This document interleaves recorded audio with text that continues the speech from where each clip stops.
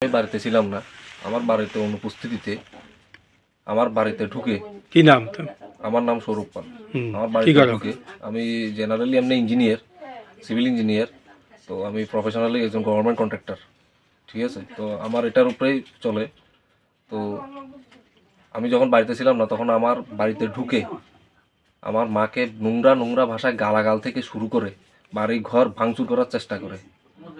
তখন আমার মামি তৎক্ষণাৎ আমাকে বাড়িতে আসার জন্য, বাড়িতে আসার পর আমার মা সেখানে তখন রক্ষা পায়, না হলে হয়তো আমার মার স্ট্রোক হয়ে যেত।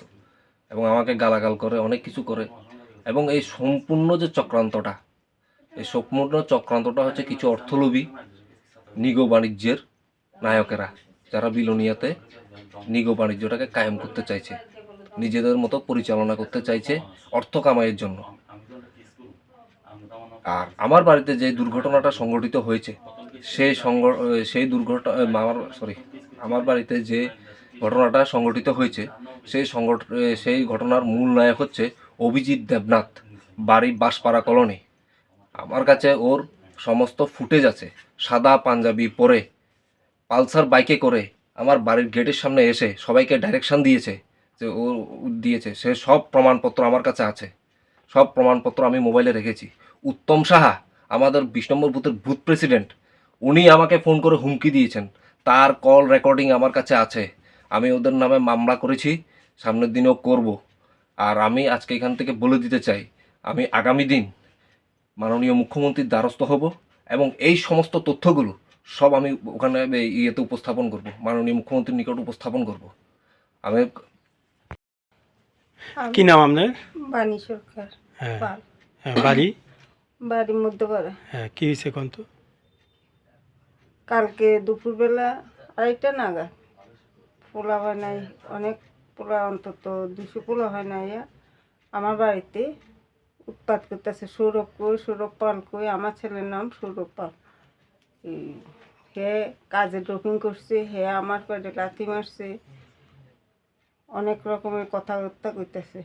কিন্তু তারা জানে যে ও ছেলের বাবা 1 মাস হয়েছে মাত্র মারা গেছে। যে এই পরিস্থিতিতে আমার বাড়িতে আসে যা উৎপাত আরম্ভ করছে, ঘরে দুয়ারে ঢুকে এরা জিনিসপত্র ভাঙচুর করতে চাইতেছে, বিসিভাবে আমারও গালিগালাজ করে, আমার ছেলেরও গালিগালাজ করে।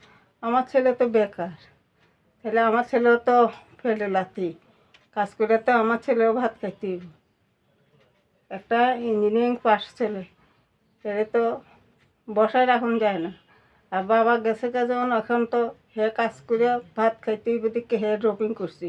এখানে অন্যায় কী আছে? অন্যায় তো কিচ্ছু করছে না।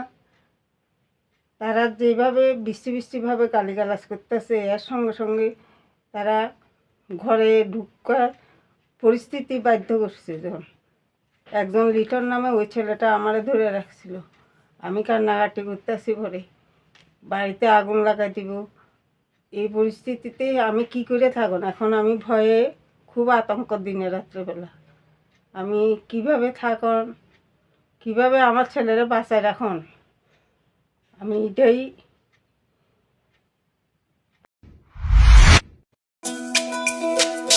তুমি আছো রান্নাঘরে, তাই সুগন্ধে ভরে, যা খুশি তেমনই খাই তোমার জাদুর রান্নায়। থাকে শুধু লংতরাই, থাকে শুধু লংতরাই, কত কেজি রান্না হয়, মনটাই করছো জয়, ভালোবেসে বলছি তাই, রান্নায় তোমাকে চাই, চাই শুধু লংতরাই, চাই শুধু লংতরাই।